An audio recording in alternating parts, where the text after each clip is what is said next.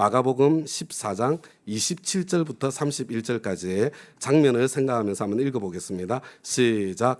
예수께서 제자들에게 말씀하셨다. 너희가 모두 걸려서 넘어질 것이다. 성경에 기록하기를 내가 목자를 칠 것이니 양떼가 흩어질 것이다 하였기 때문이다. 그러나 내가 살아난 뒤에 너희보다 먼저 갈릴리로 갈 것이다. 베드로가 예수께 말하였다. 모두가 걸려 넘어질지라도 나는 그렇지 않을 것입니다. 예수께서 그에게 말씀하셨다. 내가 진정으로 너에게 말한다. 오늘 밤에 닭이 2번 울기 전에 내가 3번 나를 모른다고 할 것이다. 그러나 베드로는 힘주어서 말하였다. 내가 선생님과 함께 죽는 한이 있을지라도 절대로 선생님을 모른다고 하지 않겠습니다. 나머지 모두도 그에게 그렇게 말하였다. 여러분, 우리 지난주에 설교 생각나세요? 최초의 성찬식. 그죠? 그래서 우리 설교를 한 번씩 더 듣는 게 중요합니다. 여러분, 6월절 만찬 식사 자리에서 예수님께서는 12 중에 하나가 당신을 배반할 것이다, 이런 폭탄 선언을 하셨습니다. 그리고 난 뒤에 최초의 성찬식을 가지셨지요. 그리고 이어서 27절 말씀을 보여주세요. 참 6월절 만찬이 잦아들고 있을 즈음에 너희들 중에 한 사람이 나를 배반하는 정도가 아니라 너희들 모두가 걸려서 넘어질 것이다, 이렇게 경고하시는 모습을 보게 됩니다. 그러니까 베드로가 발끈합니다. 29절과 31절을 보면 절대로 그런 일이 없을 것이라고, 목숨까지라도 걸겠다고 그렇게 큰 소리치는 장면이 이어집니다. 성경을 좀 읽어보신 분들은 그 다음에 무슨 일이 일어났는지 잘 알고 계실 것입니다. 이렇게 큰 소리를 빵빵 쳤지만 결국 베드로는 예수님께서 예언하신 그대로 예수님을 3번이나 부인하고 말았습니다. 여러분, 베드로가 왜 예수님을 그렇게 3번이나 부인하게 되었을까요? 내가 절대로 예수님 부인하지 않겠습니다.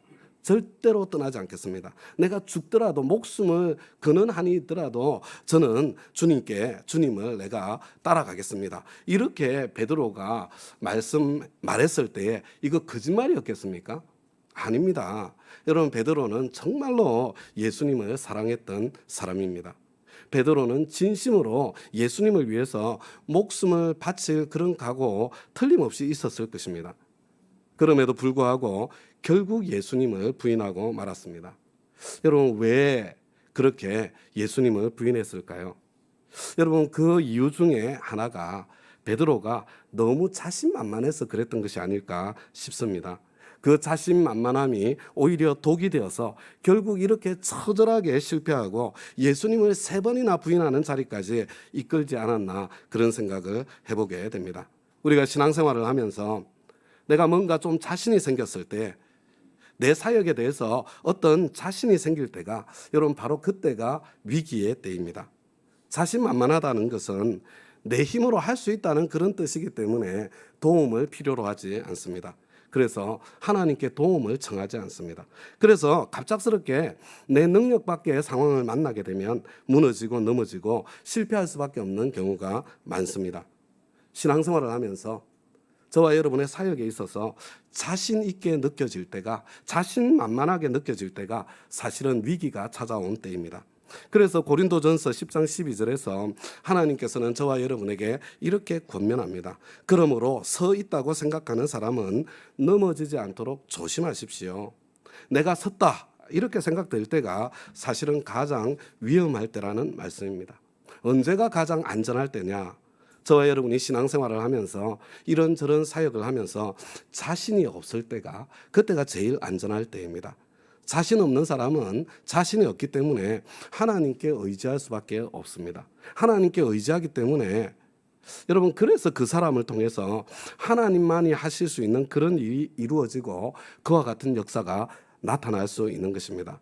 그래서 저와 여러분 가운데 주님의 사역을 맡았는데 자신이 없으신 분들, 그런 분들 참 복되신 분들이십니다.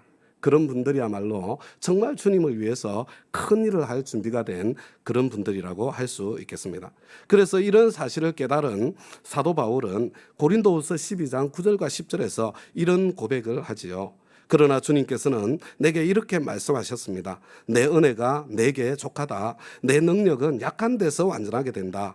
그러므로 그리스도의 능력이 내게 머무르게 하기 위하여 나는 더욱더 기쁜 마음으로 내 약점들을 자랑하려고 합니다. 그러므로 나는 그리스도를 위하여 병약함과 모욕과 궁핍과 박해와 곤란을 겪는 것을 기뻐합니다. 내가 약할 그때에 오히려 내가 강하기 때문입니다. 여러분, 그것이 정확하게 무엇을 말하는지는 모르겠지만 사도 바울에게는요, 자기가 몸의 가시라고 말하는 어떤 큰 약점이 있었던 것으로 보입니다. 바울은 하나님께서 이 문제만 해결해 주시면 내가 복음을 더 능력 있게 전할 텐데, 훨씬 더 큰 일을 할 수 있을 텐데, 하나님께 간절히 그 가시를 제거해 달라고 이 매달려서 기도했던 그런 바울 3번 간구했다고 이야기를 하죠. 그런데 하나님께서 그 간구에 응답하지 않았습니다. 고쳐주시지 않았습니다.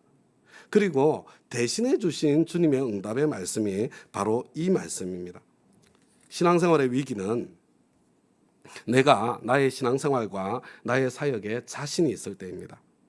내가 주님께 크게 쓰임을 받을 때에는 사실은 자신이 없을 때입니다. 그래서 하나님께 의지할 수밖에 없을 때에 하나님께서 약한 데서 오히려 완전해지시는 그 하나님의 능력을 저와 여러분을 통해서 나타내 주시는 것입니다. 그렇다면 저와 여러분이 지금 자신만만한 그런 마음 상태에 있는지 아닌지 그것을 어떻게 알 수 있는가?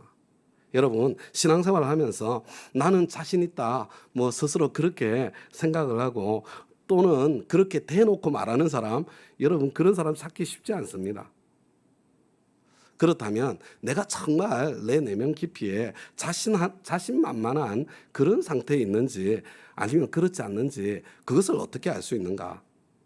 여러분, 첫째는요, 기도를 하느냐 하지 않느냐 그것을 보면 알 수가 있습니다. 여러분, 기도 안 하시는 분들은요, 사실은 자신만만한 분들이세요. 하나님의 도움이 없이는 안 된다 이렇게 느낄 때 여러분 어떻게 기도를 안 할 수가 있겠습니까? 기도 없이 사역을 하고 기도 없는 신앙생활을 하는 것은 하나님의 도움 없이도 나는 얼마든지 할 수 있다, 그런 자신감이 있기 때문에 그런 것입니다. 여러분, 그렇지 않습니까? 내가 자신만만한지 그렇지 않은지 그것을 어떻게 알 수 있느냐? 여러분, 둘째는요, 죄를 짓든지 실수하는 사람을 대하는 나의 태도를 보면 여러분 그것을 알 수가 있습니다. 여러분, 어떤 사람이 죄를 짓거나 실수를 할 때에 내 마음속에 그 사람에 대한 경멸감이 솟아난다든지 아니면 심한 비판의 말을 그 사람을 향해서 거침없이 한다든지, 실제로 말은 하지 못한다고 하더라도 그런 비판의 마음이 내 속에서 솟아난다든지, 아니 사람이 어떻게 그럴 수가 있어? 여러분, 그런 있잖아요, 내 마음 상태에 있다면요, 사실은 지금 내가 자신만만한 것입니다. 나 역시 같은 죄를 지을 수 있고 나 역시 같은 실수를 할 수 있는 그런 사람이라는 것을 안다면 어떻게 남이 죄를 짓고 실수를 하는데 그렇게 경멸할 수가 있고 그렇게 심한 비판의 말을 할 수 있겠습니까? 어떤 사람들이 저보고 그런 말을 할 때가 많습니다. 성 목사님은 정말 마음이 넓으신 것 같습니다. 누가 잘못하거나 실수를 해도 그것 때문에 답답해하는 일이 거의 없고 화를 내거나 혼내는 일이 거의 없기 때문에 그렇습니다. 사실은요, 솔직히 말씀드리면 제가 마음이 넓은 사람은 못 됩니다. 제가 화를 내거나 심하게 나무라지 않는 것은 제 마음이 넓어서가 아니에요. 사실은 자신이 없기 때문입니다. 저는 죄를 짓거나 실수하는 사람을 볼 때 저 자신도 얼마든지 그럴 수 있다는 것을 잘 알고 있습니다. 사실은 이전에 저도 똑같은 실수를 했을 때가 있었다는 것을 기억합니다. 제가 목사이기 때문에 못하는 거지, 나도 그 자리에 있었다면 똑같이 했을 것이다, 그런 생각이 들 때가 많습니다. 내가 지금 좋은 환경에 있어서 그렇지, 내가 그런 환경에 있었으면 아마도 나도 똑같이 했을 것이다, 어쩌면 저 사람보다 더 했을는지도 모른다, 그런 생각이 밀려올 때가 많습니다. 그래서 제가 화를 못 내는 것입니다. 그래서 제가 야단을 칠 수가 없는 거예요. 그래서 제가 쉽게 비판하는 말을 할 수가 없는 겁니다. 제가 마음속으로 스스로 캥겨서 화도 못 내고 비판도 못 하는 것입니다. 저와 여러분 자신만만할 때 자신만만했던 베드로가 무너졌던 것처럼 꼭 넘어지게 되어 있습니다. 다음 가족 여러분, 지금 내가 기도하지 않고 또 주위 사람들의 실수나 잘못을 심하게 비판하는 것은 내가 지금 자신만만해서 그랬구나. 나의 도덕성과 나의 종교성과 나의 신앙과 나의 능력에 자신이 있기 때문에 기도도 하지 않고, 그래서 내가 남을 심하게 비판할 수 있고, 그래서 내가 화를 내기도 하고 손가락질도 할 수 있었던 것이로구나. 그것을 오늘 꼭 깨달으시고요. 저와 여러분 낮은 자리로 내려갈 수 있기를 부탁드립니다. 하나님의 능력은 약한 데서 완전해진다고 우리 주님께서 말씀하셨습니다. 하나님의 은혜는 낮은 곳에 고입니다. 그래서 기도 생활 게을리 하셨던 분들 오늘부터 다시 결심하시고 기도의 자리로 나오시기 바랍니다. 여러분, 내 능력으로 어느 정도 되는 일 많이 있죠. 그러나 안 되는 일이 훨씬 더 많습니다. 특별히 영적인 열매는 기도가 없이는 절대로 맺히지 않습니다. 우리는 하나님의 도우심이 없이는 살 수 없는 사람들입니다. 특별히 다른 사람의 실수와 형제의 약점이 내 눈에 크게 들어올 때에 하나님, 제 눈을 뜨게 해주십시오. 저 자신을 볼 수 있게 해주십시오. 저의 문제를 보여주십시오. 나의 결점, 나의 단점을 볼 수 있도록 주님, 제 눈을 좀 열어주십시오. 하나님 앞에 간절히 기도하시기 바랍니다. 그래서 낮은 곳에 임하시는 하나님의 은혜를 체험하고 약한 데서 완전해지는 하나님의 능력을 체험하고 누리시기를 우리 주님의 이름으로 부탁드립니다. 우리 계속해서 이어지는 말씀 32절부터 34절까지 우리 한 목소리로 한번 읽어보겠습니다. 시작. 그들은 겟세마네라고 하는 곳에 이르렀다. 예수께서 제자들에게 말씀하시기를 내가 기도하는 동안에 너희는 여기에 앉아 있으라 하시고 베드로와 야고보와 요한을 데리고 가셨다. 예수께서는 매우 놀라며 괴로워하기 시작하셨다. 그래서 그들에게 말씀하셨다. 내 마음이 근심에 쌓여 죽을 지경이다. 너희는 여기에 머물러서 깨어 있으라. 여러분, 6월절 만찬 후에 예수님께서는 겟세마네 동산에 가셔서 기도하셨습니다. 여러분, 이 겟세마네 동산은요, 예루살렘 외곽에 있는 작은 동산입니다. 예수님께서는 평소에도 이 동산에서 종종 기도하셨던 것으로 보입니다. 그런데 여러분, 좀 이상하지 않아요? 왜 예수님께서는 다른 제자들에게는 너희들 여기서 앉아 있으라, 앉아서 쉬라는 말씀이거든요. 그런데 베드로, 요한, 야고보 이 세 사람은 따로 데리고 가셔서 깨어 있으라고 이렇게 말씀하셨을까요? 여러분, 어떤 분들은 예수님께서 십자가를 앞두고 마음이 너무나도 괴롭고 외로우셔서 특별히 당신 마음을 정말로 헤아려 줄 만한 그런 세 제자들만 따로 데리고 가신 것이다. 물론 그럴 수도 있겠습니다만은, 그러나 우리 주 예수님은 벌써 제자들이 그렇게 의지할 만한 사람이 못 된다는 거 이미 알고 계시지 않았습니까? 예수님께서 이 세 사람을 특별히 데리고 가신 것은 제가 생각하기에는 이 세 사람 기도시키기 위해서 데려가신 것 같습니다. 그래서 예수님 조금 기도하시다가 그 사이에 잠들어 버린 이 제자들 이 세 사람 다시 찾아와서 다시 깨워서 38절에 보면 너희는 유혹에 빠지지 않도록 깨어서 기도하여라. 여러분, 깨어있으라는 말은 기도하라는 말씀입니다. 예수님께서 왜 특별히 이 세 사람을 데리고 가셔서 나와 함께 기도하자, 너희들 기도해라, 너희들 기도해야 될 때다, 왜 이렇게 말씀하셨을까? 이 세 사람은 공통점이 있습니다. 여러분, 이 세 사람은 다 자신만만한 사람들이었습니다. 여러분, 베드로가 어떻게 자신만만했는지 이미 우리가 살펴보았습니다. 이 야고보와 요한은 어떤 사람입니까?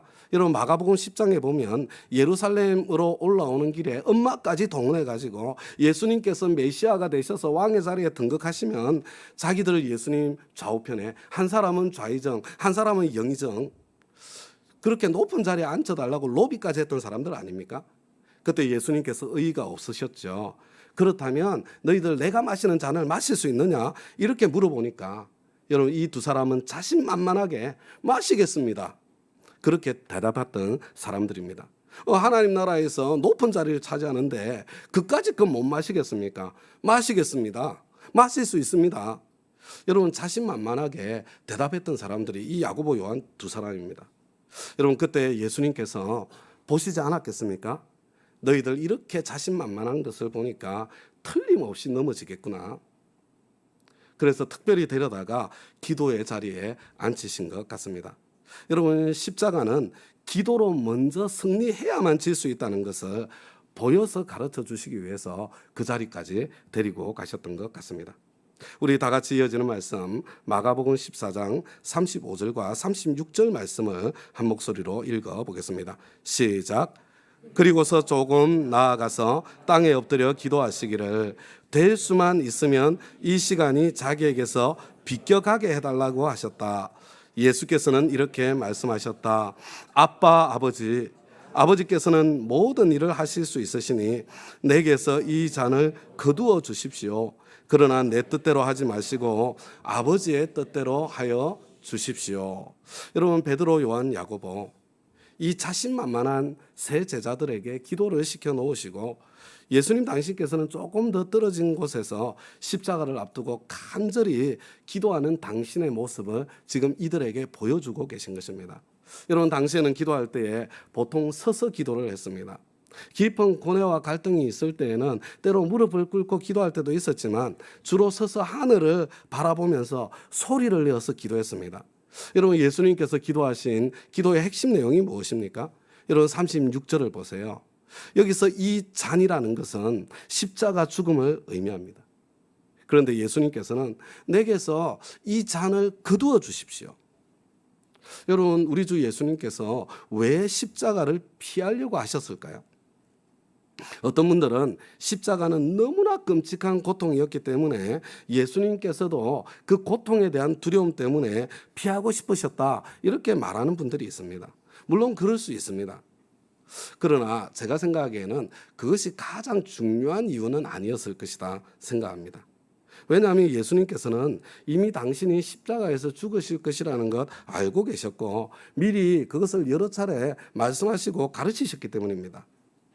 예수님께서 정말로 가장 두려우셨던 것은 무엇이었을까요? 저는 하나님의 임재 안에서, 하나님의 사랑 안에서 끊어지는 것이 아니었을까 싶습니다.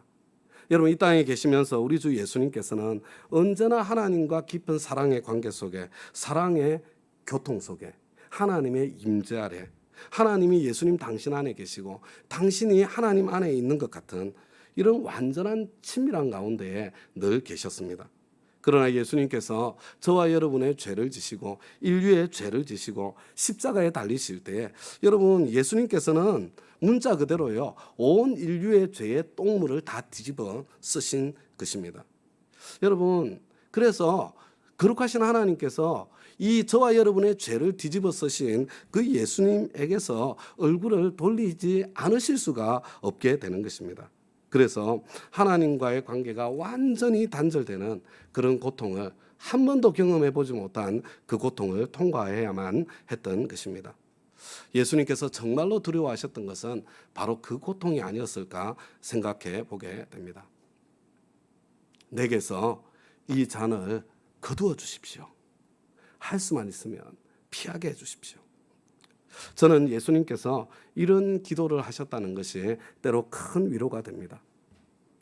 왜냐하면 저와 여러분도 위기의 상황을 당하거나 역경을 만나면 피하고 싶은 욕구가 있지 않습니까? 내게서 잔을 거두어 주십시오. 이런 기도를 하고 싶은 욕구가 때때로 저와 여러분 마음속에 솟아나지 않습니까? 예수님께서는 저와 여러분의 그런 욕구를 이해하십니다. 예수님께서도 내게서 이 잔을 거두어 주옵소서 기도하신 적이 있기 때문에 그렇습니다. 여러분, 믿지 않는 남편, 이렇게 함께 사시는 자매님들 가운데는 정말 힘든 결혼 생활을 하시는 분들이 있습니다. 아내 사랑할 줄도 모르고 책임감도 없고 자기 하고 싶은 대로 마음대로 하려고 그러고 심지어 술 마시고 들어와서 폭력을 행사하는 그런 경우도 있습니다. 내가 하나님 믿는 사람이기 때문에, 그리고 내 자식들을 위해서 어떻게 해서든지 이 결혼을 지켜보려고 애를 쓰지만 때로는 내가 이렇게까지 해야 되나? 그냥 확 이혼해버리고 마는 것이 더 낫지 않나? 뭐 지금 이 시대에 이혼한다는 것이 뭐 크게 허물이 되는 것도 아닌데 뭐 그런 생각이 여러분 솟아나고 밀려들지 않겠습니까? 목자 목녀의 길을 걸을 때도 마찬가지 아닙니까? 목자 목녀로 안 살아도 그냥 뭐 신앙생활 잘하는 사람들도 많이 있는데 이거 그냥 확 때려치우고 마라. 여러분 그런 생각이 내 속에서 확 솟아날 때가 있지 않습니까? 그러나 그런 생각이 찾아올 때 기억하시기 바랍니다. 우리 주 예수님께서는 나의 그런 마음을 충분히 이해하십니다. 왜냐하면 예수님께서도 내게서 이 잔을 거두어 주옵소서 기도하신 적이 있으시기 때문입니다. 그러나 우리 주 예수님의 기도는 이렇게 끝이 납니다. 그러나 내 뜻대로 하지 마시고 아버지의 뜻대로 하여 주십시오. 그래서 저와 여러분도 역경이 닥쳐올 때, 위기의 상황을 만났을 때 피하고 싶고 벗어나고 싶고 도망가고 싶지만 우리의 기도는 이것이 되어야 합니다. 그러나 내 뜻대로 마시고 아버지의 뜻대로 하여 주십시오. 왜 그렇습니까? 내가 하나님께서 나에게 주시는 잔을 마셨을 때에 거기에는 영광이 있기 때문에 그렇습니다. 여러분 예수님께서 이 잔을 피하지 않으시고 마시셨기 때문에 예수님께서는 부활의 영광 그리고 하나님 보좌 우편에 앉으시는 영광을 거두셨습니다. 다음 가족 여러분, 십자가 없이는 영광도 없습니다. 우리 하나님은 저와 여러분을 사랑하시는 하나님이십니다. 의미 없는 고난 저와 여러분에게 하나도 허락하지 않으십니다. 우리 하나님은 공평하신 하나님이십니다. 우리가 주를 위해서 고난을 받고 역경을 당한다면 반드시 축복이 있든지 반드시 영광으로 갚아주시기 마련입니다. 공평하신 하나님이시기 때문에 고난과 역경이 크면 클수록 나중에 영광과 축복도 크기 마련이라는 것, 그것을 믿으시기 바랍니다. 우리 믿음의 선진들은 바로 이것을 알고 있었기 때문에 이 소망 때문에 여러분 그 모진 역경을 견딜 수 있었던 것입니다. 오늘 사건의 중심에 있는 베드로도 오늘은 실패하지만 나중에 세월이 지나고 난 다음에 베드로전서에서 이렇게 고백하지요. 우리 다 같이 베드로전서 4장 12절 13절 함께 읽겠습니다. 시작. 사랑하는 여러분, 여러분을 시험하려고 시련의 불길이 여러분 가운데 일어나더라도 무슨 이상한 일이나 생긴 것처럼 놀라지 마십시오. 오히려 여러분이 그리스도의 고난에 참여하는 것이니 기뻐하십시오. 그러면 그의 영광이 나타날 때에 여러분이 기뻐 뛰면서 즐거워하게 될 것입니다. 여러분 이런 소망 때문에 베드로는 기쁘게 역경을 견뎠습니다. 뻔히 순교의 고통이 기다리고 있다는 것을 알고 있으면서도 그 자리를 향해서 스스로 나아가서 거꾸로 십자가에 매달리는 그 죽음을 자청하는 그런 자리까지 가게 되었습니다. 여러분 많은 고난과 아픔을 통과했던 사도 바울도 로마서 8장 18절에서 이렇게 고백합니다. 현재 우리가 겪는 고난은 장차 우리에게 나타날 영광에 견주면 아무것도 아니라고 나는 생각합니다. 바울은 무엇을 보았습니까? 눈앞에 보이는 현재의 고난이 아니었습니다. 고난 너머에 있는 장차 우리에게 나타날 영광을 보았습니다. 우리 주님께서는 저와 여러분을 사랑하십니다. 절대로 우리에게 의미 없는 고난과 역경을 허락하지 않으십니다. 우리 하나님은 공평하신 하나님이십니다. 우리가 주를 위해서 고난과 역경을 받으면 하나님께서는 반드시 축복으로 갚아주시고 반드시 영광을 주시고 고난과 역경이 크면 클수록 더 큰 축복과 더 큰 영광이 준비되어 있다는 것을 믿으시기 바랍니다. 저와 여러분 누구에게나 이 세상에서 그리스도인으로 살면서 사역하면서 여러분 마셔야 될 잔이 있습니다. 여러분 하나님께서 저와 여러분에게 그 잔을 내미실 때에 여러분 그 잔 피하지 마시고 여러분 받으시기 바랍니다. 그래서 하나님께 영광을 돌리시고 저와 여러분 자신도 그 영광을 누려보는 그 축복의 자리에 저와 여러분 함께 설 수 있기를 바랍니다. 이제 이어지는 말씀 37절부터 42절까지 제가 한번 읽어드릴 테니까 마지막 장면을 한번 보시기 바랍니다. 그런 다음에 돌아와서 보시니 제자들은 자고 있었다. 그래서 베드로에게 말씀하셨다. 시몬아 자고 있느냐? 1시간도 깨어 있을 수 없느냐? 너희는 유혹에 빠지지 않도록 깨어서 기도하여라. 마음은 원하지만 육신이 약하구나. 예수께서 다시 떠나가서 같은 말씀으로 기도하시고 다시 와서 보시니 그들은 자고 있었다. 그들은 졸려서 눈을 뜰 수 없었던 것이다. 그들은 예수께 무슨 말로 대답해야 할지를 몰랐다. 예수께서 세 번째 와서 그들에게 말씀하셨다. 남은 시간을 자고 쉬어라. 그 정도면 넉넉하다. 때가 왔다. 보아라, 인자는 죄인들의 손에 넘어간다. 일어나서 가자. 보아라, 나를 넘겨줄 자가 가까이 왔다. 여러분, 예수님께서 이렇게 간절한 기도를 마치고 제자들에게 돌아왔을 때 제자들은 쿨쿨 자고 있었습니다. 여러분, 기도하지 않았던 제자들 어떻게 되었습니까? 예수님께서 깨어서 기도하라고 말씀하셨는데 육체의 한계에 져서 기도하지 못했던 제자들, 그저 베드로는 그냥 칼이나 한번 휘두르고 결국은 3번 예수님을 배반하고 부인하는 그런 어처구니 없는 자리에 떨어지고 말았습니다. 여러분, 큰 소리 빵빵 치던 요한과 야고보도 다른 제자들과 하나도 다를 바 없이 다 뺑소니 도망치고 말았습니다. 기도하지 않았기 때문에 그렇습니다. 그런데 왜 이 제자들 기도하지 않았을까요? 그런데 저와 여러분 왜 기도하지 않습니까? 물론 성경이 말씀하고 있는 그대로 아마 피곤해서 그랬을 것입니다. 거기다가 6월절 만찬을 나누면서 여러분 이미 포도주도 여러 잔 마시지 않았습니까? 뭐 알딸딸하니 졸음이 밀려올 수밖에 없는 그런 상황이었을 것 같습니다. 그러나 가장 큰 이유는 지금 그들이 엄청난 영적 전쟁 중에 있다는, 영적 싸움 가운데 있다는 것을 몰라서 그랬던 것이 아닌가 싶습니다. 다음 가족 여러분, 우리의 신앙생활 영적 싸움입니다. 여러분, 전도한다, 영혼을 구원한다 그러면 뭐 그냥 목장으로 사람 초대하고 뭐 교회로 그 사람 인도하고 생명의 삶 수강하도록, 아니면 예수님 영접 모임에 참여시키고 뭐 그 정도 하면 영혼 구원하는 일 하는 거 아닌가 생각하는 분들이 많죠. 맞습니다. 그것이 전도입니다. 그러나 다음 가족 여러분, 이 전도라는 것을 여러분 사탄의 입장에서 한번 생각해 보신 적 있으십니까?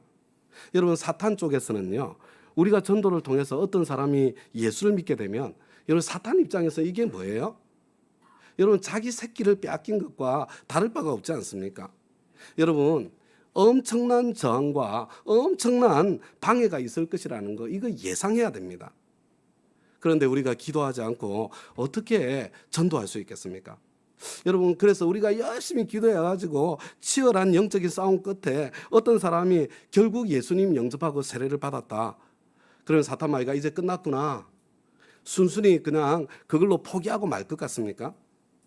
아닙니다. 어떻게 해서든지 그 사람 믿음을 흔들어 놓고 어떻게 해서든지 그 사람 믿음이 자라지 못하도록 하기 위해서 온갖 수단을 다 쓰지 않겠습니까?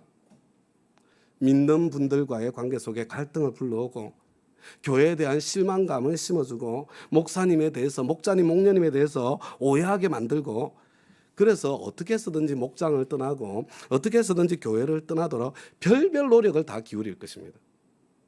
그런데 우리가 어떻게 기도하지 않고 승리할 수가 있겠습니까? 어떤 분이 생명의 삶이나 어떤 삶 공부를 들으려고 하면 여러분, 사탄 마귀는 무슨 일이 생길지 너무나 잘 알고 있죠.